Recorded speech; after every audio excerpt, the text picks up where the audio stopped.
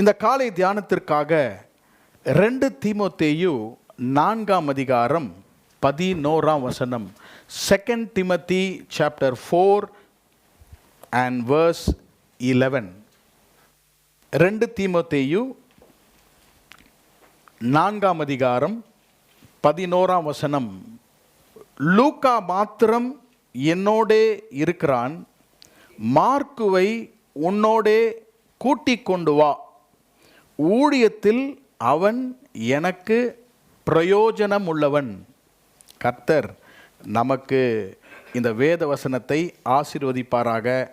வேத அறிக்கையை சொல்வோம். நம்முடைய வேத புத்தகத்தை நம்ம கரத்தில் எடுத்துக்கொள்வோம். சொல்லாமா? This is my Bible.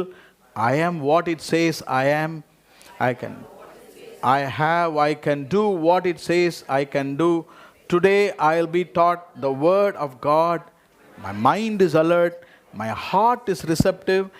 I will never be the same. In Jesus' name, Amen. Praise God. 2 தீமோத்தேயு 4ஆம் அதிகாரம் மிக மிக ஒரு விசேஷித்த அதிகாரம். பவுலுடைய மரணத்துக்கு முன்பாக பவுல் எழுதின கடைசி வார்த்தைகளாக இந்த அதிகாரத்தை பார்க்கலாம். 7ஆம் வசனத்திலே பவுல் என்ன சொல்லுகிறார்? நல்ல போராட்டத்தை போராடினேன், என் ஓட்டத்தை முடித்தேன், விசுவாசத்தை காத்து கொண்டேன். He is penning and writing his last lines in this chapter. 11ஆம் வசனத்திலே ஒரு குறிப்பிட்ட நபரை குறித்து பவுல் எழுதுகிறார். Paul is writing about one specific person and that person is Mark. மார்க்குவை குறித்து அங்கே ஒரு குறிப்பை எழுதுகிறார். Mark, bring Mark with you, he is profitable in ministry. ஊழியத்தில் அவன் எனக்கு பிரயோஜனம் உள்ளவன். இன்றைக்கு பிரயோஜனமுள்ள கிறிஸ்தவ வாழ்க்கை என்ற தலைப்பின் கீழாக ஆண்டவர் நம்மோடு கூட பேசுவாராக. We are going to meditate on the topic being profitable in Christian life. கிறிஸ்தவ வாழ்க்கையிலே பிரயோஜனமுள்ள வாழ்க்கையாக நம் வாழ்க்கையை எப்படி நாம் வாழ்வது? Praise the Lord. பிரயோஜனமுள்ள வாழ்க்கை என்றால் என்ன? What is profitable life? ஏசாயா தீர்க்கதரிசன புத்தகம் 48ஆம் அதிகாரம் 17ஆம் வசனத்தை நீங்கள் வாசித்தால், Isaiah chapter 48 and verse 17, ஆண்டவர் அங்கு சொல்லுகிறார், பிரயோஜனமானதை நான் உங்களுக்கு போதித்து நீங்கள் நடக்க வேண்டிய வழியிலே உங்களை நடத்துவேன். ஒவ்வொரு நாளும் ஒவ்வொரு ஞாயிற்றுக்கிழமையும் உங்களுடைய என்னுடைய வாழ்க்கையிலே ஆண்டவர் நமக்கு பிரயோஜனமான காரியங்களை நமக்கு போதிக்கிறார். காரணம், நம்முடைய வாழ்க்கை ப்ராஃபிட்டபிளாக, பிரயோஜனமாக நம்முடைய வாழ்க்கை மாற வேண்டும் என்று ஆண்டவர் பிரயோஜனமான காரியங்களை நமக்கு போதிக்கிறார். நாம் பிரயோஜனமாக இருப்பதற்கு 3 அங்கங்கள் ரொம்ப ரொம்ப முக்கியமானது. There are 3 aspects of our life that are very very important. Bible says it's profitable. முதலாவதாக நம்முடைய பேச்சு, our talk. நம்முடைய பேச்சு எப்பொழுதுமே மற்றவர்களுக்கு பிரயோஜனமாக மாற வேண்டுமாம். பவுல் எபேசியர் 4ஆம் அதிகாரம், எபேசியன்ஸ் chapter 4 and verse 29. நீங்கள் எபேசியர் 4ஆம் அதிகாரம் 29ஆம் வசனத்தை நான் வாசிக்கிறேன். பக்தி விருத்திக்கு ஏதுவான நல்ல வார்த்தை உண்டானால் அதையே கேட்கிறவர்களுக்கு பிரயோஜனம் உண்டாகும்படி பேசுங்கள். பிரயோஜனமுள்ள வார்த்தைகளை நாம் பேசும் பொழுது நம்முடைய வாழ்க்கை பிரயோஜனமுள்ள வாழ்க்கையாக மாறுகிறது. Profitable talk makes our life useful and profitable. முதலாவதாக நம்முடைய பிரயோஜனமுள்ள பேச்சுகள். ரெண்டாவது பாருங்க, what makes our life profitable. நம்முடைய வாழ்க்கையை எது பிரயோஜனமாக மாற்றுகிறது என்றால் how you use your time. நம்முடைய நேரத்தை நாம் எப்படி பயன்படுத்துகிறோம் என்பது நம்ம வாழ்க்கையை பிரயோஜனமுள்ள வாழ்க்கையாக மாற்றுகிறது. எபேசியர் எழுதின நிருபம் எபேசியன்ஸ் 5:16 தெரிந்த வசனம். எபேசியர் 5:16 காலம் பொல்லாதவைகளால் காலத்தை பிரயோஜனப்படுத்திக் கொள்ளுங்கள். Redeem the time because the days are evil. அப்போ முதலாவதாக நம்முடைய டாக், நம்முடைய பேச்சுகள் பிரயோஜனமாக மாற வேண்டும். இரண்டாவதாக நம்முடைய நேரம், we have to make our time useful. நமக்கு கர்த்தர் 24 மணி நேரம் கொடுத்திருக்கிறார். அதை நாம் redeem, அதை அந்த நேரங்களை பிரயோஜனப்படுத்தி கொள்ள வேண்டும். கர்த்தருடைய நாமத்துக்கு ஸ்தோத்திரம். மூன்றாவதாக அவர் டேலண்ட்ஸ், கர்த்தர் நமக்கு கொடுத்திருக்கிற தாளந்துகளை பிரயோஜனப்படுத்த வேண்டும். Use your talents so that it will be profitable and useful for others. 1 கொரிந்தியர் 12ஆம் அதிகாரம், 1 Corinthians 12:7, 1 கொரிந்தியர் 12:7, ஆவியினுடைய அனுக்கிரகம் அவனவனுடைய பிரயோஜனத்துக்கென்று அளிக்கப்பட்டிருக்கிறது. ஒவ்வொருவருடைய to be a profitable life, நம்முடைய பிரயோஜனம் உள்ள வாழ்க்கைக்கு கர்த்தர் ஆவியினுடைய அனுக்கிரகத்தை தருகிறார். He gives you the gifts for you so that you can use those gifts to be profitable. எனக்கு அன்பான சகோதர சகோதரிகளே, ஆண்டவர் இன்றைக்கு நம்முடைய வாழ்க்கையை பிரயோஜனமுள்ள வாழ்க்கையாக மாற்றுவாராக. பிரயோஜனமுள்ள பேச்சுக்கள், பிரயோஜனமாக நம்முடைய காலங்களை பயன்படுத்துவது, பிரயோஜனமாக ஆண்டவர் நமக்கு கொடுத்த தாளந்துகளை பயன்படுத்துவது. இந்த முகவரியிலே இன்னும் ஒரு காரியத்தை சொல்ல விரும்புகிறேன். மத்தேயு எழுதின சுவிசேஷம் 25ஆம் அதிகாரம் 30ஆம் வசனத்தை நீங்கள் வாசித்தால், மேத்யூஸ் காஸ்பிள் சாப்டர் 25, மத்தேயு 25ஆம் அதிகாரம் 30ஆம் வசனத்தை வாசிக்கிறேன். 25ஆம் அதிகாரம் 30ஆம் வசனம்.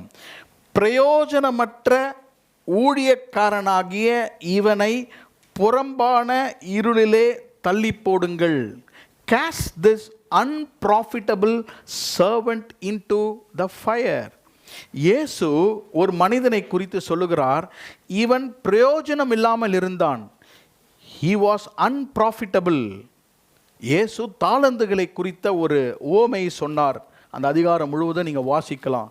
இயேசு ஒருவனுக்கு 5 தாளந்தை கொடுத்தார். அந்த எஜமான் இன்னொருவனுக்கு 2 தாளந்தை கொடுத்தார். இன்னொருவனுக்கு 1 தாளந்தை கொடுத்தான். 5 தாளந்து உள்ளவன் என்ன செய்தான்? 5ஐ இன்னொரு 5ஐ சம்பாதித்தான். 2 தாளந்து உள்ளவன் இன்னொரு 2 தாளந்தை சம்பாதிக்கிறான். தாளந்தை வாங்கினவனோ என்ன செய்கிறான்? போய் பூமியிலே அதை புதைத்து பத்திரமாக வைத்து எஜமான் வரும்போது பத்திரமாக கொடுத்தான். அப்போ அந்த எஜமான் சொன்னா, உனக்கு 1 தாளந்தை கொடுத்தேன், அதை நீ போய் புதைத்து, இன்றைக்கு உனக்கு பெயர் என்ன? பிரயோஜனமற்ற ஊழியக்காரன், அன்ப்ராஃபிட்டபிள். இயேசு வரும்பொழுது நம்மை பார்த்து என்ன சொல்லுவார்? பிரயோஜனம் உள்ளவர்கள் என்று சொல்வாரா, இல்லை பிரயோஜனம் இல்லாதவர்கள்? அப்போ இந்த நபர் ரட்சிக்கப்படாதவர் அல்ல, இவர் ஒரு நல்ல பிலீவர். ஒருவேளை பிலீவர்ஸ் சாப்பல் பிலீவரான்னு தெரியல, நல்ல விசுவாசி தான். ஆனால் அவர்கிட்ட என்ன இல்லை? பிரயோஜனம் கிடையாது, ஒரு யூஸும் கிடையாது. நம்ம எல்லாரையும் பார்த்து திட்டோம், ஒரு பிரயோஜனமும் இல்லைடா அப்படின்னு சொல்லுவோம் இல்லையா? அப்படி தான். அப்போ பிரயோஜனம் இல்லாதவங்க போகிற இடம் பரலோகம் கிடையாது. உங்கள் வாழ்க்கை எப்படி மாற வேண்டும்? பிரயோஜனம் உள்ளவனாக மாற வேண்டும். நம்முடைய கருப்பொருளுக்கு வருவோம். 2 தீமோத்தேயு 4ஆம் அதிகாரம் 11ஆம் வசனத்திலே பவுல் மார்க்கை குறித்து பிரயோஜனம் உள்ளவன் என்று சொல்லுகிறார். கர்த்தருடைய நாமத்துக்கு ஸ்தோத்திரம். Paul is talking about Mark as profitable. இன்றைக்கு மார்க்கு எப்படி பிரயோஜனம் உள்ளவனாக மாறினான்? நன்றாக கவனிக்க வேண்டும். வேத புத்தகத்திலே எல்லாருமே அவங்க வாழ்க்கையிலே மகிமையை மட்டும் வேதம் சித்தரித்து கூறவில்லை. Mark became a failure. மார்க்குடைய வாழ்க்கையிலே ஒரு பெரிய தோல்வியை அவர் சந்தித்தார். ஆனால் though he stumbled, தடுமாறினாலும் மார்க்கு தன்னுடைய பயத்திலிருந்தும் கர்த்தர் அவரை உருவாக்கி பிரயோஜனமுள்ளவனாக மாற்றினார். ஒருவேளை இன்றைக்கு ஆண்டவரே, ஐ ஹாவ் லிட்டில் ஃபெயிலியர்ஸ், இங்கு பங்குமாக தடுமாறுகிறேன், ஆனால் என் வாழ்க்கை கர்த்தருக்கு பிரயோஜனமாக மாற வேண்டும் என்றால், இன்றைக்கு மார்க் எப்படி பிரயோஜனம் உள்ளவனாக மாறினான்? பவுல் சொல்வது போல நவ் மார்க் இஸ் ப்ராஃபிட்டபிள். ஏன் பவுல் அப்படி சொல்லுகிறார்? அப்போஸ்தலரில் அதை நாம் தியானிக்க போகிறோம். மார்க்குவை ஊழியத்துக்கு நான் கொண்டு செல்ல மாட்டேன் என்று பவுல் ரொம்ப ஸ்ட்ரிக்டாக சொல்லுகிறார். I will not take mark because நடுவில் விட்டுட்டு ஓடிட்டான், அவன் சரியாக இல்லை என்று, he is a failure என்று சொன்ன அதே பவுல் தீமோத்தேயிலே சொல்லுகிறார், மார்க் வாஸ் யூஸ்ஃபுல். ஆமென். கர்த்தர் நம்மை ஆசீர்வதிப்பாராக. இன்றைக்கு கர்த்தர் நம்மோடு கூட பேசுவாராக. அப்போ பிரயோஜனமுள்ள வாழ்க்கையை நாம் வாழ வேண்டும் என்றால் மார்க்கினுடைய வாழ்க்கையிலிருந்து 3 காரியத்தை நான் உங்களுக்கு சொல்ல விரும்புகிறேன். Why do people don't become profitable? ஏன் ஜனங்கள் பிரயோஜனம் இல்லாதவர்களாக மாறுகிறார்கள் என்றால் lack of exposure. இன்னும் வாழ்க்கையின் பல காரியங்களுக்கு அவர்கள் வெளியரங்கமாக வரவில்லை. ஒரு சிலர் பார்த்தீங்கன்னா 24 hours வீட்டுக்குள்ளே இருப்பாங்க, வெளியவே வரமாட்டாங்க. ஒரு நாள் வந்தோன்னா அப்படியே எல்லாத்தையும் அப்படியே பார்ப்பாங்க. No exposure. ஆகவே தான் இன்றைக்கி நம்ம பிள்ளைகளை என்ன சொல்கிறோம், நீங்கள் வெளியே போய் பல காரியங்களை கற்றுக்கொள்ளுங்கள். we have to be exposed to many things so that we will not lag behind. நாம் பின்னோங்கி போய்விடாதபடி அநேக காரியங்களுக்கு நாம் நம்மை வெளிப்படுத்தி கொண்டால்தான் அந்த அனுபவங்கள் நமக்குள்ளாக வரும்பொழுது நாம் எப்படி மாறுகிறோம்? ப்ராஃபிட்டபிளாக மாறுகிறோம், பிரயோஜனம் உள்ளவர்களாக மாறுகிறோம். 3 காரியத்தை சொல்லுகிறேன். John Mark was exposed to 3 things. 3 அனுபவங்களுக்கு ஜான் மார்க் அவருடைய பெயர் எப்படி அவர் தம்மை வெளிப்படுத்தினார். Number 1, John Mark had an exposure to spiritual overcomers. Number 2, John Mark had an exposure to service opportunities. Number 3, John Mark had exposure to satanic opposition. தமிழிலே சொல்லுகிறேன், mark ஆவிக்குரிய விதத்திலே ஜெயித்தவர்களோடு கூட அவன் இருந்தான். ஆவிக்குரிய ஜெயித்தவர்களோடு கூட மார்க்கு காணப்பட்டான். இரண்டாவதாக, சேவை ஊழிய தருணங்களிலே அவன் தன்னை ஈடுபடுத்தி கொண்டான். மூன்றாவதாக, மார்க்கு பிசாசின் எதிர்ப்புகளை சந்தித்தான். இந்த 3 எக்ஸ்போஷர் மார்க்குக்கு இருந்தபடியால் he became profitable.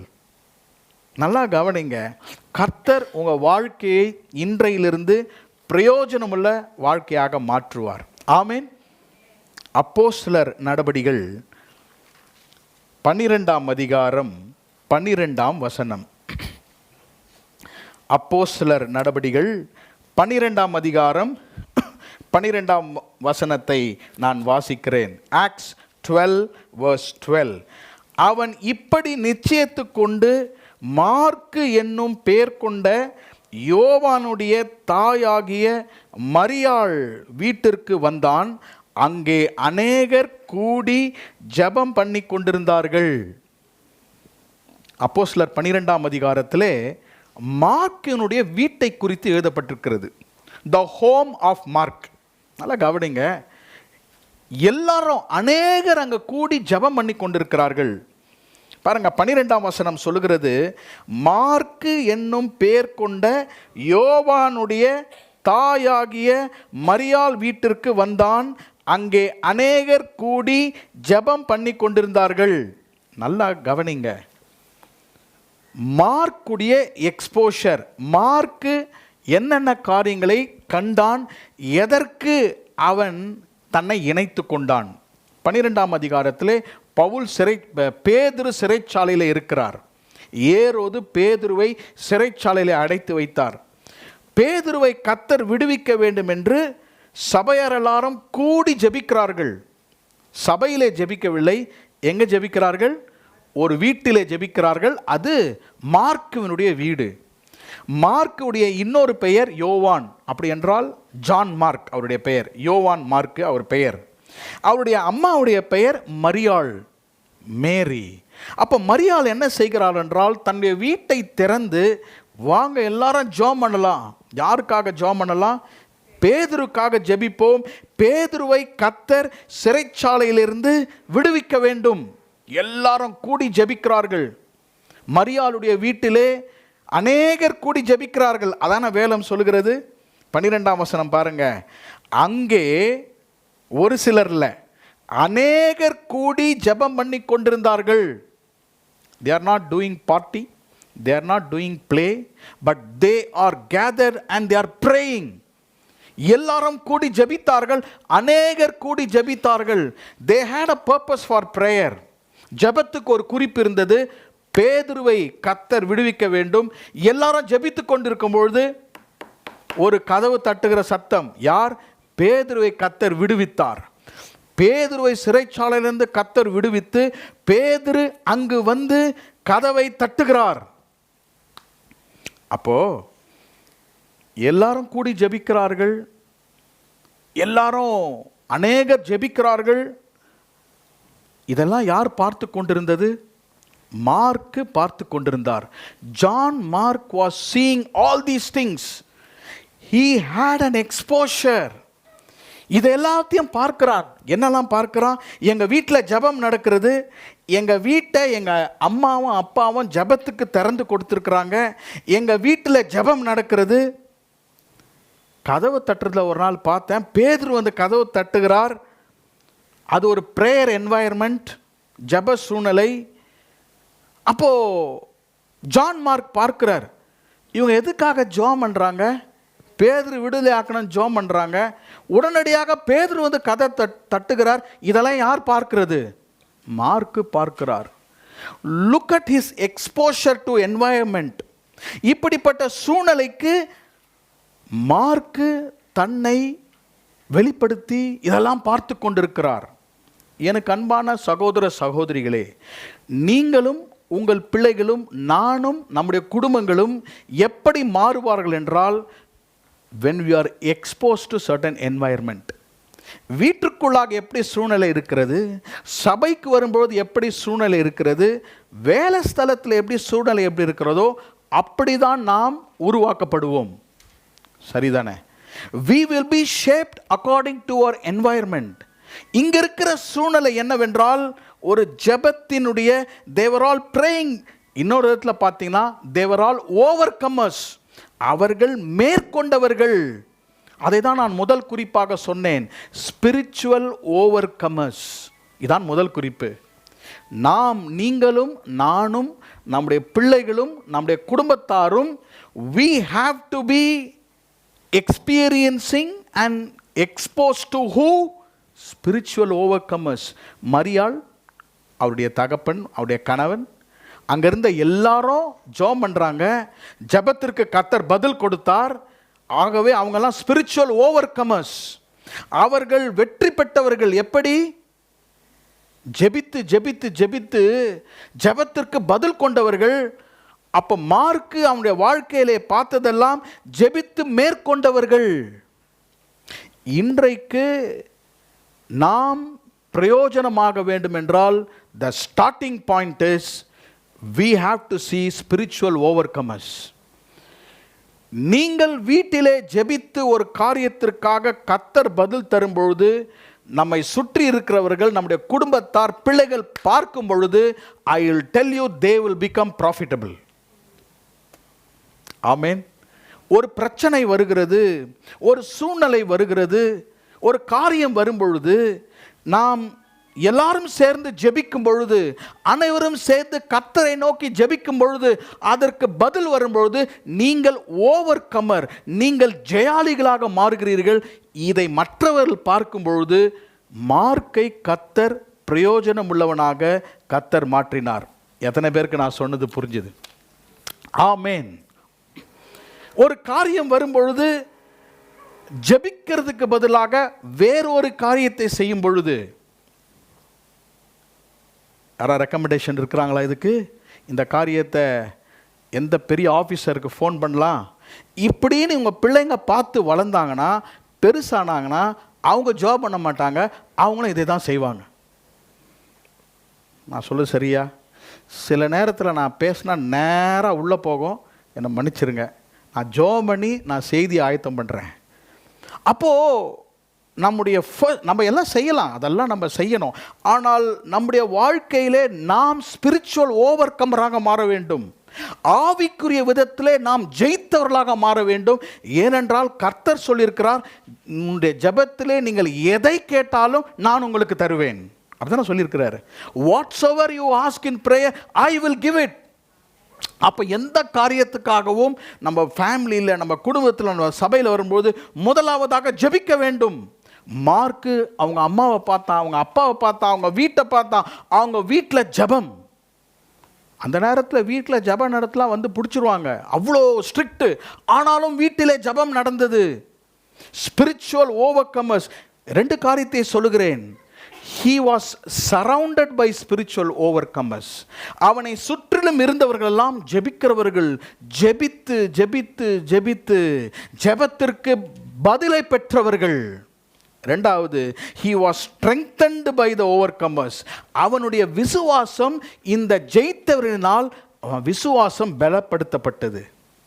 See, when we are exposed to spiritual overcomers, ஜெபித்து ஜெயம் பெற்றவர்களுக்கு நாம் வெளிப்படுத்தப்பட்டு நம்முடைய வாழ்க்கை இருக்கும்பொழுது என்ன நடக்கிறது என்றால், நம்முடைய விசுவாசம் மேலும் மேலாக நம்பிக்கையும் விசுவாசமும் பலனடையும்.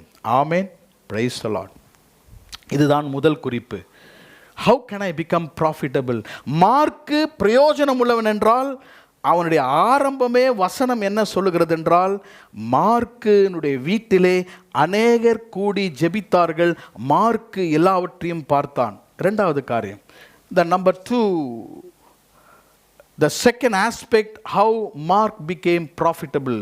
13ஆம் அதிகாரம் 5ஆம் வசனத்தை வாசிக்கிறேன். Acts chapter 13 and verse 5.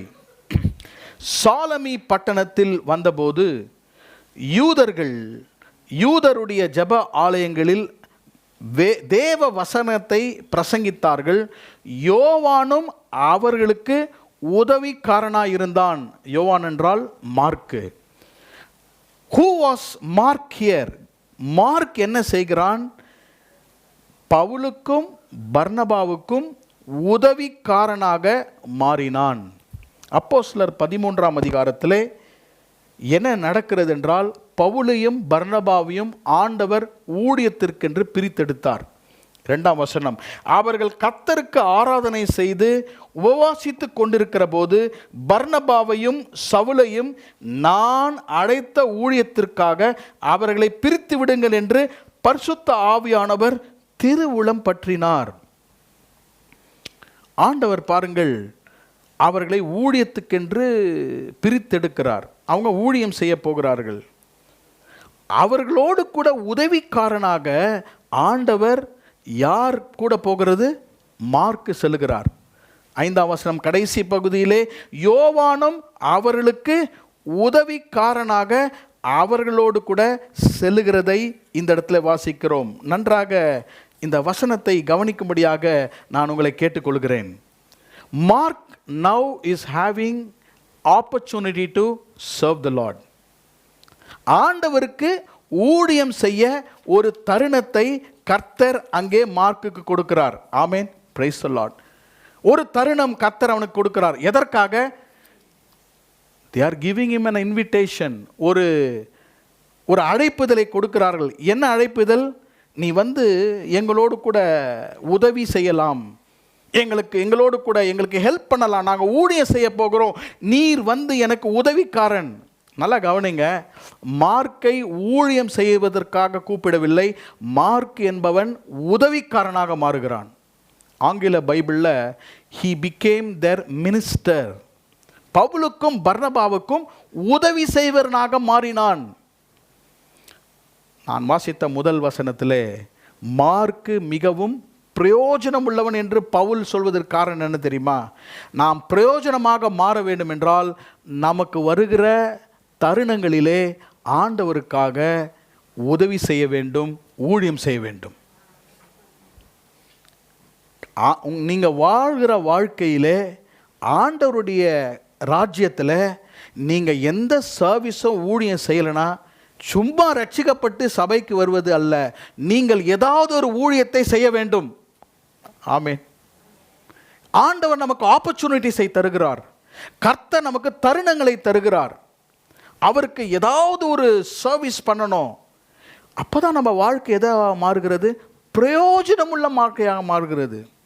only when we serve God, not just praying for us, எனக்கும் என் பிள்ளைகளுக்கும் நாங்கள் நல்லா இருக்கணும் அப்படின்னா அது ஊழியம் அல்ல, அது சேவை அல்ல. ஏதாவது ஒரு விதத்தில் நான் கர்த்தருக்காக சேவை செய்ய விரும்புகிறேன். ஆண்டவர் இன்றைக்கு தருணங்களை வைத்திருக்கிறார். ஆப்பர்ச்சுனிட்டிஸ் இருக்கா இல்லையா? நிறைய இருக்கு.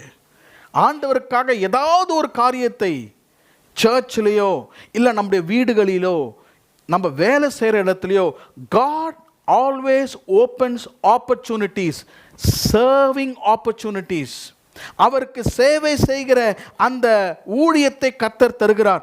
பவுலும் பர்னபாவும் எங்கு ஊழியத்துக்கு சென்றாலும் அவங்களோடு கூட first missionary journey, second missionary journey, எல்லா விதமான அவங்க ஊழிய பயணங்களிலே கூட போனது யாரு?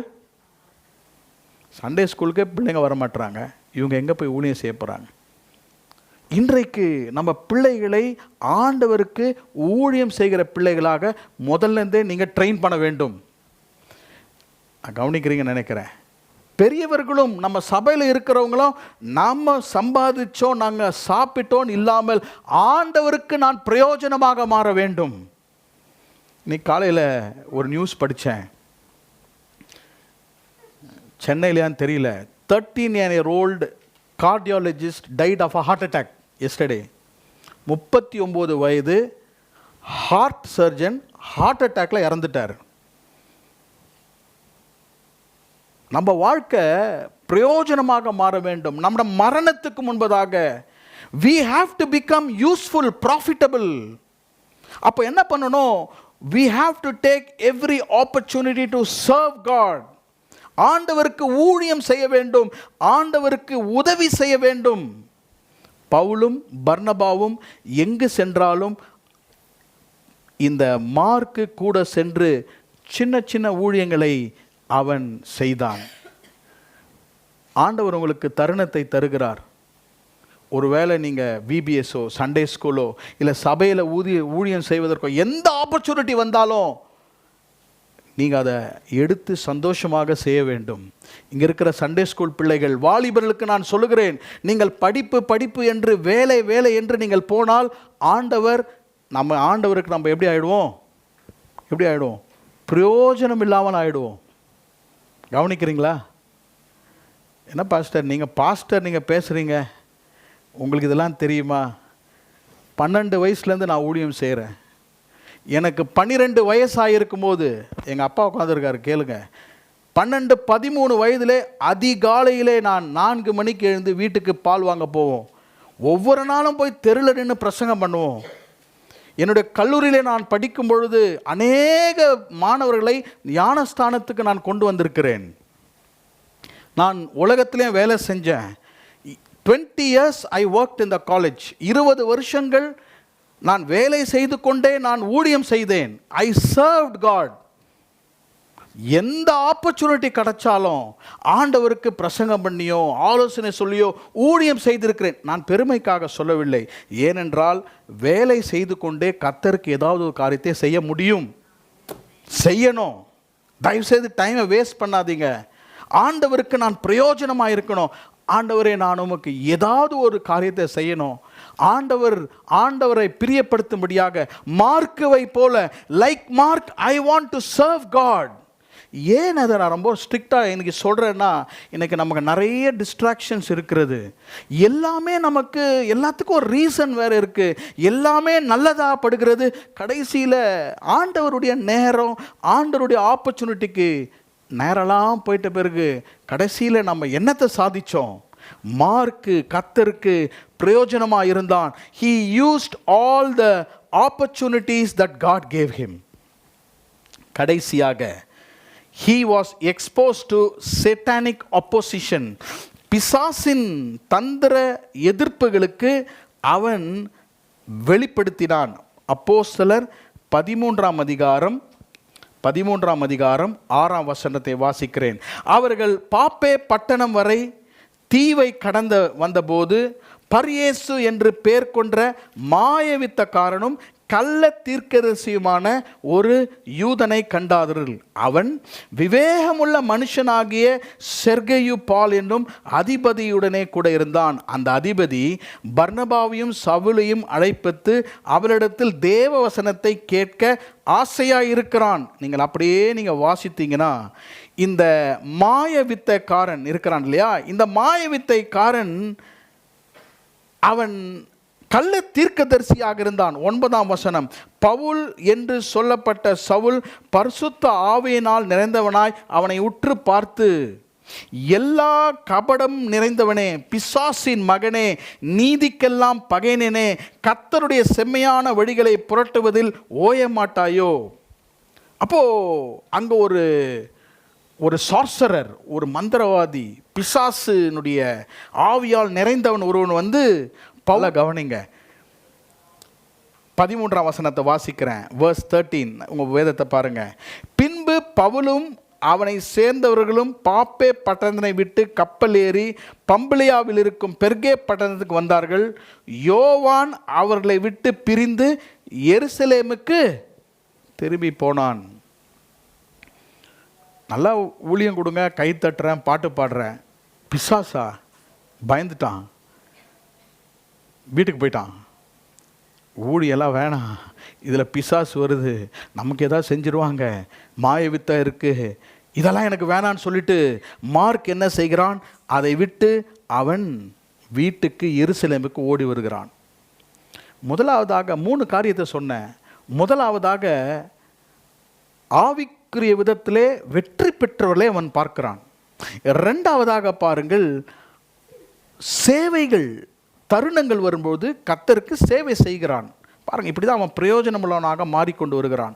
மூணாவது பாருங்கள், கிறிஸ்தவ வாழ்க்கை என்பது ரொம்ப அழகாக இருக்காது. அங்கே போராட்டங்கள் உண்டு, பிசாசின் போராட்டங்கள் உண்டு. பவுலுக்கும் பர்னபாவுக்கும் பிசாசின் போராட்டம் வந்தது. அங்கே மேஜிக் பண்ணுறவன், பில்லி சூனியம் பண்ணுறவன் ஒருத்தன் வந்துட்டான். இதை பார்த்த உடனே he was exposed to that.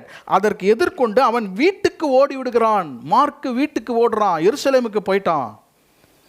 இதெல்லாம் முடிந்த உடனே என்ன ஆகிறது? 15ஆம் அதிகாரம், அப்போஸ்தலர் 15ஆம் அதிகாரத்தில் நீங்கள் வாசிக்கும் பொழுது 36ஆம் வசனம், சில நாளைக்கு பின்பு பவுல் பர்னபாவை நோக்கி, நாம் கர்த்தருடைய வசனத்தை அறிவித்திருக்கிற சகல பட்டணங்களில் உள்ள சகோதரர்கள் எப்படி இருக்கிறார் என்று போய் பார்ப்போம் வாரும் என்றான். அப்பொழுது பர்னபா, மார்க் என்னும் பெயர் கொண்ட யோவானை கூட அழைத்து கொண்டு போவோம் என்றான். பவுலோ, அவன் பம்பிலியா நாட்டிலே நம்மை விட்டு பிரிந்து நம்மோடே கூட ஊழியத்திற்கு வராததினாலே அவனை அழைத்து கொண்டு பாதியிலே விட்டுட்டு ஓடிட்டான். அவன் இவனை திருப்பி எப்படி எம்ப்ளாய் பண்ணுறது?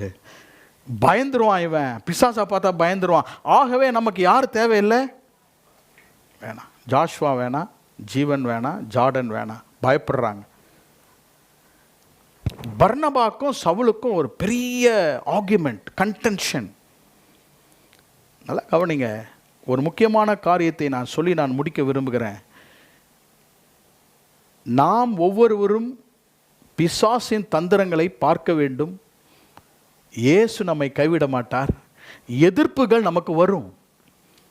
இயேசுவை ஏற்றுக்கொண்டேன், ஞானஸ்தானம் எடுத்தேன், ஜோம் பண்ணோன்னு கொடுத்துருவாருன்னு யோசித்தேன், கொடுக்க மாட்டுறாரு. ரொம்ப கஷ்டமாக இருக்குது கிறிஸ்தவ வாழ்க்கை, ஜெபம் பண்ண முடியல. இயேசுவை நம்பி வந்தோன்னா முதல்ல ரொம்ப நல்லா இருந்தது கிறிஸ்டியன் லைஃப், அப்புறம் ரொம்ப கஷ்டமாக இருக்கிறது இப்படின்ட்டு நம்ம நினைக்கிறோம். அது உண்மைதான். ஏனென்றால் இயேசு என்ன சொல்கிறார், இந்த உலகத்தில் உங்களுக்கு என்ன உண்டு, உபத்திரம் உண்டு, ஆனாலும் திடன் கொள்ளுங்கள், நான் உலகத்தை ஜெயித்தேன். அப்போ பர்னபா பாதியிலே விட்டு போனதினால் பவுல் பர்னபாவை பார்த்து சொன்னார், இனிமேல் நான் மார்க்கை கூட்டி கொண்டு போக மாட்டேன். ஆனாலும் என்ன நடக்கிறது, 39ஆம் வசனம் 15ஆம் அதிகாரம். பர்னபா மார்க்குவை கூட்டிக் கொண்டு கப்பல் ஏறி ஜீப்பு தீவுக்கு போனான். பவுல் கூட்டிட்டு போல, ஆனால் யார் கூட்டிட்டு போறது, பர்னபா கூட்டிட்டு போறார். ஏன்னா he was his uncle. அவனுடைய அம்மா மரியாளுடைய பிரதர் தான் பர்னபாஸ். பர்னபா என்ன செய்கிறார், மார்க்குவை கூட்டிக் கொண்டு போகிறார். எனக்கு அன்பான சகோதர சகோதரிகளே, ஆண்டவர் பாருங்கள், நமக்கு மென்டர்ஸ், நம்மை நடத்துகிறவர்களை கர்த்தர் வைத்திருக்கிறார். நமக்கு எப்பொழுதுமே நாம் நினைக்க வேண்டும், எனக்கு மேலாக சிலர் இருக்க வேண்டும், என்னோடு கூட சிலர் இருக்க வேண்டும், எனக்கு கீழாக சிலர் இருக்க வேண்டும். எல்லாருக்கும் இப்படி 3 மென்டர்ஸ் இருக்கணும். அது வேற ஒரு சப்ஜெக்ட். அப்வர்ட் மென்டர்ஸ், எனக்கு மேலே சிலர் என்னை வழிகாட்ட வேண்டும், நானே என்னை வழிகாட்ட முடியாது. அனுபவத்திலே நிறைந்தவர்கள், ஆலோசனை தருகிறவர்கள், என் எதிர்காலத்தை பற்றி சொல்கிறாங்க. I need somebody above me to guide me. எனக்கு மேலே இருக்கணும். மார்க்குக்கு பவுல் இருந்தார், மார்க்குக்கு பர்னபா இருந்தார், நடத்தி கொண்டு சென்றார். இன்னொன்று பாருங்க, there should be some people equal to us. நம்மோடு கூட நடக்கிறவர்கள், நம்மோடு கூட லைஃப்பை ரிலேட் பண்ணுகிறவர்கள். இப்போ மேலே இருக்கிறவங்ககிட்ட வி ரிசீவ், நம்மோடு கூட இருக்கிற வி ரிலேட். அவங்களோட நல்ல உறவு கொண்டாடி, நம்மோடு கூட இருக்கிற ஃப்ரெண்ட்ஸ் சேம் ஏஜ், அவங்களோடு கூட இருந்து அவங்களுடைய ஆலோசனைகளையும் பெற்றுக்கொள்ள வேண்டும். 3வது, நமக்கு கீழே இருக்கிறவர்கள், டவுன்வர்ட் பீப்புள், மென்டீஸ்ன்னு சொல்வார்கள். அவர்களை நாம் பயிற்சிவிக்க வேண்டும், மேலிருந்து பெற்றுக்கொள்ள வேண்டும். நம்மோடு கூட இருக்கிறோடு கூட ரிலேட் பண்ணணும். நம்ம கீழே இருக்கிறவங்கள வாழ்க்கையில் இன்னொரு வாழ்க்கையை நாம் ரீப்ரொடியூஸ் பண்ண வேண்டும். அப்படி என்றால் என்ன, ஆண்டவர் நம்மை பிரயோஜனமுள்ளவனாக மாற்ற வேண்டும் என்றால் நாம் எப்பொழுதும் சுய புத்தியின் மேல் சாயவே கூடாது.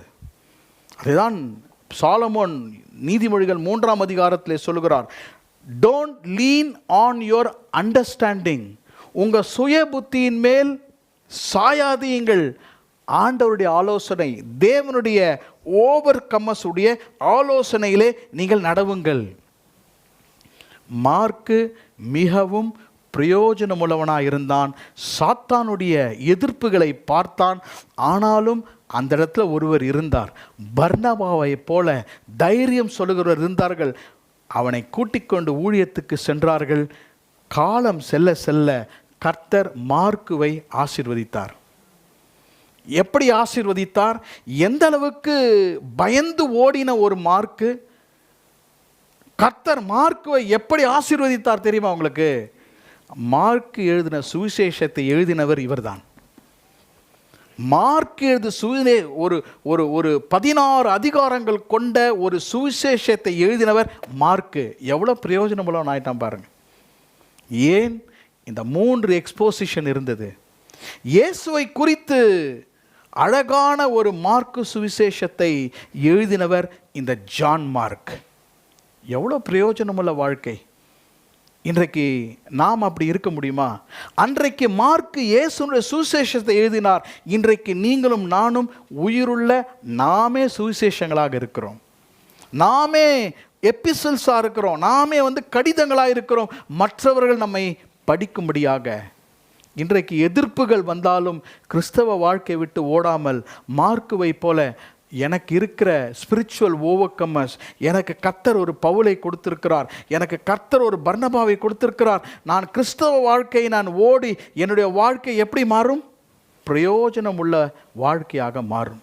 இன்றைக்கு ஆண்டவர் நம்மோடு கூட பேசின செய்தி பிரயோஜனம் உள்ள வாழ்க்கை. மார்க்கினுடைய வாழ்க்கை வாஸ் எ ப்ராஃபிட்டபிள் லைஃப், பிரயோஜனமுள்ள வாழ்க்கை. ஏன்? ஸ்பிரிச்சுவல் ஓவர்கம்மர்ஸ், ஆவியிலே ஜெயித்தவர்களோடு கூட அவன் இருந்தான். இரண்டாவது, அவனுக்கு கிடைத்த ஊழிய ஆப்பர்ச்சுனிட்டிஸை அவன் பயன்படுத்தினான். ஆண்டவருக்கு உதவி செய்தான், கர்த்தருடைய ராஜ்யத்திலே உதவி செய்தான். மூன்றாவதாக, எதிர்ப்புகள் வந்தாலும், அநேகர் அவனை இகழ்த்தினாலும், அநேகர் அவனை மிதித்தாலும், பவுலே அவனை புறக்கணித்தாலும் அவன் அதை சந்தித்து மார்க் எழுதின சுவிசேஷத்தை எழுதி, நீங்கள் பேதுருல வாசித்தாலும் பேதுரு சொல்லுகிறார், என்னுடைய மகனாகிய மார்க் என்று எழுதுகிறார். பைபிள் ஸ்காலர்ஸ் சொல்லுகிறார்கள், இயேசு இருந்த பொழுது இயேசுனுடைய வாழ்க்கையை அழகாக பேதுரு மார்க்கு கிட்ட சொல்லி, மார்க்கு தான் அந்த சுவிசேஷத்தை எழுதினார். அப்போ மார்க்குடைய லைஃப் எப்படி ஷேப் ஆச்சு? How is life was sharpened? The people who are with him. நாம் யாரோடு கூட இருக்கிறோமோ அப்படி தான் நம்மளோட வாழ்க்கை மாறும். பவுல், பர்னபா, பேதுரு, இவங்க எல்லாரும் மார்க்குடைய லைஃப்பை ஷேப் பண்ணாங்க. அப்போது இன்னைக்கு அவர் ஒரு புஸ்தகத்தை எழுதி இன்றைக்கு நம்ம படிக்கிறோம். காரணம் என்னவென்றால், வேர் வி ஆர் எக்ஸ்போஸ்ட். கண்களை மூடி நம்ம ஜெபம் பண்ணுவோம். எழுந்து நிற்போமா? என்னுடைய வாழ்க்கை ஆண்டவருக்கு பிரயோஜனமுள்ள வாழ்க்கையாக மாறணும். இன்னைக்கு அந்த ஜெபத்தோடு கூட இந்த இடத்தை விட்டு கடந்து செல்ல போகிறோம். Lord, make my life profitable. ஒருவேளை நீங்கள் பேரண்ட்டாக இருந்தால், நீங்கள் தகப்பன் தாயாக இருந்தால், நம்ம பிள்ளைகளுக்கு அப்படிப்பட்ட ஒரு என்வாயன்மெண்ட்டை க்ரியேட் பண்ணுவோம். Let's provide a spiritual environment. காலம் மிகவும் கொடூரமாக இருக்கிறது. மார்க்கை போல, மார்க்கினுடைய தாயாரை போல இன்றைக்கு நாம் மாறுவோம். நமக்கு வருகிற தருணங்கள், ஆப்பர்ச்சுனிட்டி, ஊழியம் செய்ய ஒரு ஆப்பர்ச்சுனிட்டி, ஆண்டவருக்கு சேவை செய்ய ஒரு ஆப்பர்ச்சுனிட்டி, இன்னொருவருக்கு உதவி செய்ய ஒரு தருணம். உங்கள் ஆஃபீஸில் யாருக்கா உதவி செய்யணுமா? நம்ம இயேசு கிறிஸ்துவை தரித்திருக்கிறோம். உதவி செய்யுங்கள், அநேகருக்கு உதவி செய்யுங்கள். Don't leave opportunities. தருணத்தை விடக்கூடாது. தருணத்தை பயன்படுத்தும் பொழுது பிரயோஜனமுள்ளவர்களாக மாறுகிறோம். பிசாசுக்கு கர்த்தர் நம்மை எக்ஸ்போஸ் பண்ணுவார், நம்ம வெளிப்படுத்துவார். பயப்பட வேண்டாம். மார்க்கை போல பயப்பட வேண்டாம். அவன் வாழ்க்கையிலே தோல்வியாக இருந்தாலும் ஆண்டவர் மார்க்கை கர்த்தர் ஆசீர்வதித்து கர்த்தர் பிரயோஜனமாக மாற்றினார். ஆண்டவர் சபையிலிருந்து மார்க்கை ஆசீர்வதித்து, அவன் தானாக ஊழியம் செய்யவில்லை, பவுலோடு கூட பர்னபாவோடு கூட ஆலோசனை செய்து he became profitable. இன்றைக்கு நம்ம ஆண்டவரை பார்த்து சொல்லுவோமா, கர்த்தாவே என்னை ப்ராஃபிட்டபிளாக மாற்றும். ஆண்டவரே, ஒவ்வொரு நாளும் என் லைஃப்பில், ஒருவேளை என்னுடைய 16th இயராக இருக்கலாம், இது என்னுடைய 24வது வயதாக இருக்கலாம், 30வது வயதாக இருக்கலாம், 40வது, 45, 44, உங்கள் வாழ்க்கை எந்த வயசாக இருந்தாலும் ஒவ்வொரு நாளும் என் வாழ்க்கை ப்ராஃபிட்டபிளாக மாறணும். ஐ வாண்ட் டு பிகம் ப்ராஃபிட்டபிள். என்னை பார்த்து சொல்லணும், அந்த சிஸ்டர், அந்த பிரதர், அந்த தம்பி, அந்த தங்கச்சி ரொம்ப பிரயோஜனமானவங்க, அவங்க ரொம்ப பிரயோஜனமானவர்கள், ஆண்டவருக்கு பிரயோஜனமானவர்கள், குடும்பத்துக்கு ரொம்ப பிரயோஜனமானவர்கள். அப்படிப்பட்டவங்களை கர்த்தர் இன்றைக்கு தேடுகிறார். இந்த நாளிலே கர்த்தர் உங்களை பிரயோஜனமுள்ளவர்களாக மாற்றி கர்த்தர் நம்மை ஆசீர்வதிப்பாராக. இங்க இருக்கிற வாலிப பிள்ளைகளுக்கும் கர்த்தர் சொல்லுகிறார், let your life be profitable. பிரயோஜனமுள்ள வாழ்க்கை. ஆண்டவரே, என் வாழ்க்கையை பிரயோஜனமுள்ள வாழ்க்கையாக மாற்றும், என் வாழ்க்கையை பிரயோஜனமுள்ள வாழ்க்கையாக மாற்றும்.